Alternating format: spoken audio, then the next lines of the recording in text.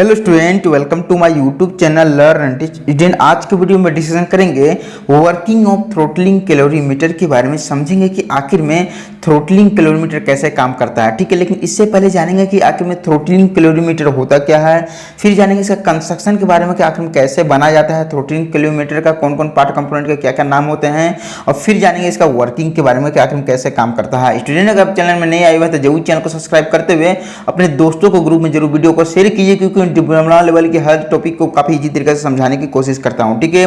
चलिए स्टूडेंट, सबसे पहले समझते हैं कि आखिर में थ्रोटलिंग कैलोरीमीटर होता क्या है। थ्रोटलिंग मींस होता है पतली नली, मतलब एक पतली सी नली होती है, इसके सहयोग से कोई भी यहाँ पे स्टीम को गुजारा जाता है, तो ये नली को एक तरह का थ्रोटलिंग कहा जाता है, ठीक है। उसके बाद क्या होता है कैलोरीमीटर।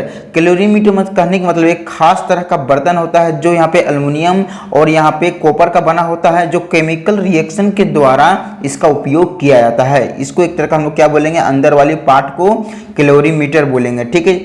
अगर कैलोरीमीटर के बारे में और भी जानना चाहते हैं तो डिस्क्रिप्शन बॉक्स में उसका लिंक दिया है, उसके बारे में काफी डिटेल के साथ समझ सकते हैं, ठीक है। तो चलिए स्टूडेंट, अब समझते हैं कि आखिर में थ्रोटलिंग कैलोरीमीटर किसे कहते हैं।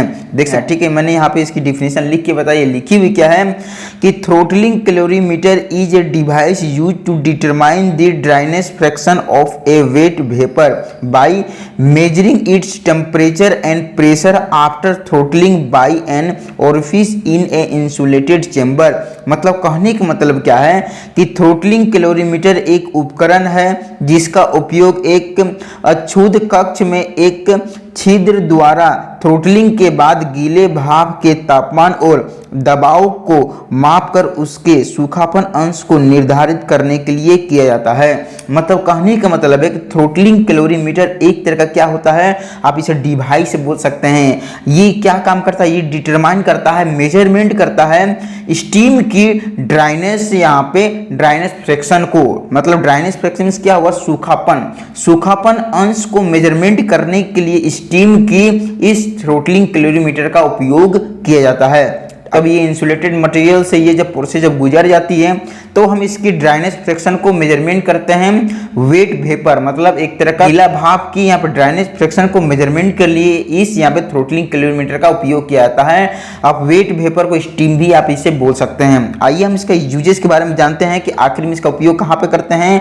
लिखा हुआ it is used to measure dryness fraction of steam, मतलब स्टीम की सूखापन अंश को मेजरमेंट करने के लिए इस यहाँ पे थ्रोटलिंग कैलोरीमीटर का उपयोग किया जाता है। इसका उपयोग भाप के सूखा अंश को मापने के लिए किया जाता है, ठीक है। मतलब जो भाप होती है उसके सूखा अंश को मेजरमेंट करने के लिए इस थ्रोटलिंग कैलोरीमीटर का उपयोग करते हैं, जो हम लोग वर्किंग के दौरान समझेंगे कि आखिर में कैसे मेजरमेंट करते हैं, ठीक है। चलिए अब इसका समझ लेते हैं कंस्ट्रक्शन के बारे में कि आखिर में इसको कैसे बनाया जाता है, ठीक है।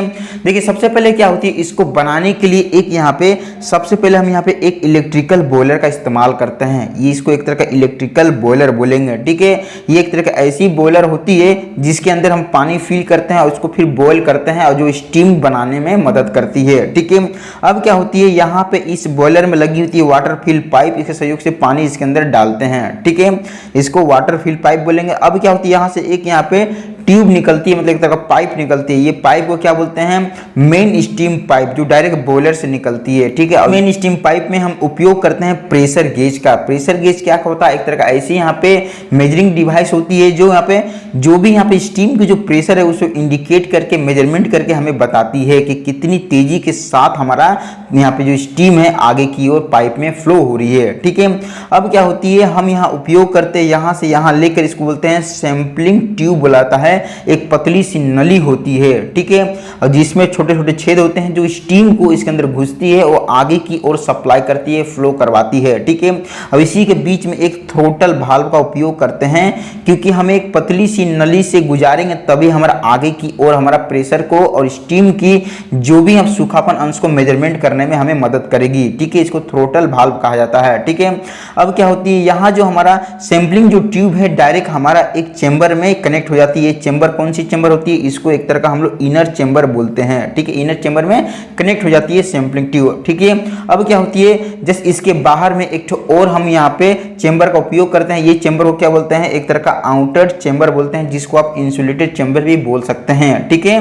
दो चेंबर बनी होती है। जो इनर चेंबर होती है इसके अंदर हम उपयोग करते हैं थर्मोमीटर का उपयोग किया जाता है। जो भी यहाँ पे स्टीम जाती है उसकी यहाँ पे थर्मल मतलब उसके टेम्परेचर को मेजरमेंट करके बताती है कि आखिर उसकी कितनी टेम्परेचर है स्टीम की, ठीक है।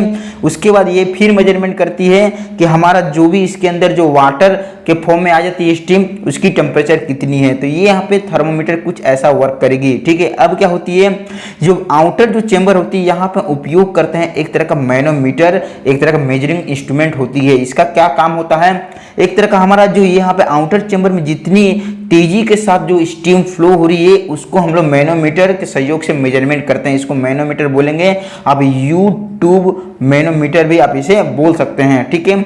इसके अंदर उपयोग करते हैं एक तरह का मरकरी का उपयोग किया जाता है। अब क्या होती है, ये आउटर जो चेंबर है इसके जस्ट नीचे में एक उपयोग किया जाता है एग्जॉस्ट स्टीम पाइप का, इसको एग्जॉस्ट स्टीम पाइप बोलेंगे, ठीक है।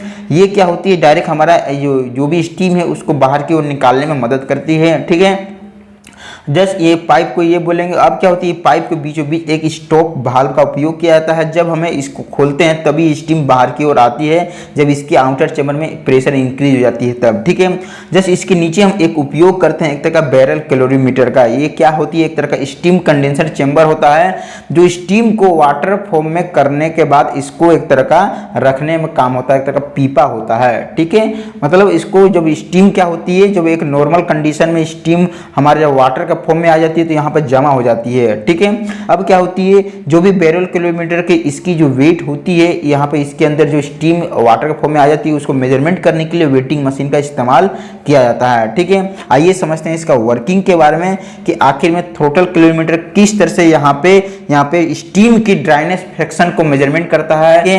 देखिए सबसे पहले क्या होती है, जैसे कि वाटर फिल पाइप के सहयोग से इसके अंदर हम लोग इलेक्ट्रिकल जो बॉयलर है इसके अंदर पानी को फिल करेंगे, ठंडा पानी को, ठीक, इसके अंदर फिल करेंगे। और जैसे ही हम यहाँ पे इसको प्लग लगाएंगे इलेक्ट्रिकल बॉयलर को, और जैसे ही यहाँ पे स्टार्ट वाले बटन को जैसे ही दबाएंगे तो क्या होगी कि इसके अंदर हीट जनरेट होने लगेगी और 10 से 15 मिनट के बाद क्या होगी, खौला देगी, ये ठंडे पानी को गर्म कर देगी। जब गर्म कर देगी तो सुपर हीटेड स्टीम के फॉर्म में आ जाएगी ये वाटर, और इसको स्टीम के फॉर्म में आएगी तो धीरे धीरे हमारा मेन स्टीम पाइप के सहयोग से आगे की ओर फ्लो होने लगेगी, ठीक है। जब फ्लो होगी तो प्रेशर गेज हमें स्टीम की प्रेशर को इंडिकेट करके बताएगा, ठीक है। अब क्या होगी, आगे की ओर हमारा सैंपलिंग ट्यूब में जाएगी, यहाँ पे जो छोटे छोटे छेद लगे हुए इसके अंदर घुसेगी और पतली नली से बनी होती है सैंपलिंग ट्यूब, और जो आगे की ओर थ्रोटल वाल्व के होते हुए हमारा इनर चेंबर में चले जाएगी, ठीक है। और थ्रोटल वाल्व को उसमें हमें ओपन करना पड़ेगा। जब ओपन हो जाएगी तो हमारा आगे की ओर फ्लो होते हुए स्टीम हमारा इनर चेंबर में इस तरह से जमा आ जाएगी, ठीक है। जब जमा होगी तो ये डायरेक्ट स्ट्राइक करेगी कहाँ पे, हमारा थर्मोमीटर के जो ऊपर वाली जो यहाँ पे थर्मो पॉकेट है इसके ऊपर स्ट्राइक करेगी। जब इसके ऊपर स्ट्राइक करेगी तो क्या होगी कि यहाँ पे दो पार्ट में डिवाइड हो जाएगी। पहला तो जो ठंडी हो जाएगी स्टीम वाटर ड्रॉपलेट के फॉर्म में हमारा इनर चेंबर में जमा होने लगेगी, कहते हैं मतलब मास ऑफ वाटर कहते हैं, ठीक है। उसके बाद जैसे ही यहाँ पे स्टीम क्या होगी कि थोड़ी बहुत स्टीम ऊपर की ओर जो यहाँ पे ये एरिया जो खाली होती है हमारा आउटर चेंबर में इस तरफ से जाने लगेगी और पूरी तरीके से फिल हो जाएगी, ठीक है। जब स्टीम यहाँ पे स्ट्राइक करेगी हमारा थर्मोमीटर पे ऊपर तो क्या होगी, थर्मोमीटर इंडिकेट करके बताएगी कि स्टीम की जो टेम्परेचर है आखिर में कितनी है, ये हमें कितनी टेम्परेचर के साथ ये हमें स्ट्राइक कर रहा है, तो हम ये बताएगी थर्मोमीटर, ठीक है। क्योंकि कि जो हमारा स्टीम है हमारा आउटर चेंबर में इस तरफ से आ जाएगी और पूरी तरीके से फिल हो जाएगी। जब फिल हो जाएगी तो यहाँ पे क्या होगी कि जो हमारा मैनोमीटर का इस्तेमाल किया गया स्टीम यहाँ पे जाएगी और हमारा जो पारा है उसको एक प्रेसाइज करेगी, और पारा हमारा एक एडजस्ट लेवल के ऊपर धीरे धीरे ऊपर की ओर चली जाएगी। जब ऊपर की ओर मान ली चली गई, पारा पहले दोनों इक्वल होती थी, जब प्रेशर मारी स्टीम तो यहाँ एक नीचे से तो क्या होगी कि ये पारा ऊपर की ओर चलेगी और दोनों का हम क्या करेंगे, मेजरमेंट करके हम इसकी हाइट को मेजरमेंट कर लेंगे कि आखिर कितनी प्रेशर के साथ हमारा आउटर चेंबर में स्टीम है, ठीक है। ये हमारा यूट्यूब मैनोमीटर बता देगी इंडिकेट करके जब पारा मूवमेंट करेगी तब, ठीक है। अब क्या होगी कि ये जो नजर आ रही है आउटर चेंबर में जो स्टीम है वो हमारा एग्जॉस्ट स्टीम पाइप के सहयोग से नीचे की आने की कोशिश करेंगे। जब स्टॉप वाल्व को खोलेंगे तब, जब स्टॉप वाल्व खोलेंगे तो क्या होगी कि बैरल कैलोरीमीटर में हमारा क्या होगी कि यहाँ पे स्टीम एक तरह का वाटर के फॉर्म में आने के बाद यहाँ पे स्टीम कंडेंसिंग चेंबर में जमा होने लगेगी। ये बैरल कैलोरीमीटर में यहाँ पे जमा होके वाटर के फॉर्म में आ जाएगी, ठंडी हो जाएगी, जिसको एमएस कहते हैं, मतलब मास ऑफ स्टीम कहा जाता है, ठीक है। तो इस ये क्या होगा, हम इसको बाद में फिर वेटिंग कर लेंगे वेटिंग मशीन के सहयोग से कि आखिर में हमने इसके अंदर कितनी यहाँ पे स्टीम को सप्लाई किया, और सप्लाई करने के बाद यहाँ वाटर का फॉर्म में कितनी हमारा इनर चेंबर में जमा हुआ, और यही स्टीम हमारा आखिर में बाहर में एग्जॉस्ट पाइप के सहयोग से जो बाहर में निकाल के वैल्यू कैलोरीमीटर में जो जमा किए आखिर में कितनी हुई। दोनों को जब मेजरमेंट करेंगे तो ये जब फॉर्मूला जब लगाएंगे कि आखिर में कि कितनी हम स्टीम इसके अंदर यहाँ पर सप्लाई किए और कितनी हमारा इनर चैम्बर में जमा हुई और कितने हमारा बैरल कैलोरीमीटर में जमा हुई, जब वेट कर लेंगे तो हमें ये मालूम चल जाएगा कि हमारा जो कितनी यहाँ पे सूख गई स्टीम, मतलब सूखापन अंश को मेजरमेंट कर लेंगे स्टीम की। ठीक है, एक यहाँ पे न्यूमेरिकल भी बताए हैं जो आपको खास करके एग्जाम में ये न्यूमेरिकल पूछे जाते हैं इसी बेस के आधार पे। ठीक है, इस टाइप से आपको न्यूमेरिकल पूछेंगे। You are using a throttling calorimeter to calculate the dryness fraction of steam, the amount of steam condense during the process is 5.1 kg and the mass of water recover from separator is 1.7 kg। ठीक है, तो इतना बोलेगी अब find out the dryness, तो सूखापन अंश को measurement करने के लिए बता रहा है। ठीक है, मतलब amount of steam condensing during the process, मतलब कंडेंसिंग के बाद हमारा जो अमाउंट ऑफ लिक्विड कितनी मिली 5.1 kg मिली, मतलब एमएस हमें कितना मिल गई, एमएस मिल गई हमें 5.1 kg मिल गई। ठीक है, उसके बाद क्या बोल रही है कि and the mass of water recover from the separator, मतलब हमारा जो इनर चेंबर में कि आखिर में कितनी हमारा आखिर में लिक्विड यहाँ पे स्टीम कन्वर्ट होकर लिक्विड के फॉर्म में आई हमारे इनर चैम्बर में, तो इसको 1.7 kg, मतलब एम डब्ल्यू इक्वल टू हमारा कितना हो गई 1.7 kg। तो हम नोट डेट हम लोग जानते हैं क्या कि x equal to m s by m s plus m डब्ल्यू होता है, तो हम इसको यहाँ पे 5.1 बैठा देंगे, इसका वैल्यू 5.1 प्लस 1.7 बैठा देंगे, यहाँ पे ये दोनों को प्लस करेंगे तो 6.8 आ जाएगा 5.1।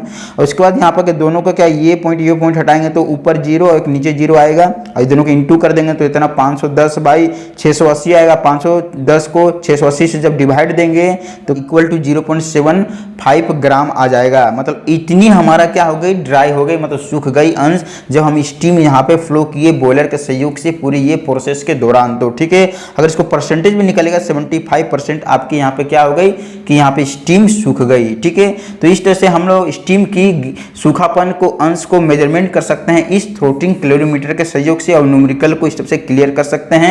तो मुझे आशा है कि इसके बारे में बढ़िया तरीके से आपको समझ में आ चुका होगा। तो वीडियो देखने का थैंक यू। चैनल में नए आए हुए हैं तो जरूर चैनल को सब्सक्राइब करते हुए अपने दोस्तों को ग्रुप में जरूर वीडियो को शेयर कीजिए।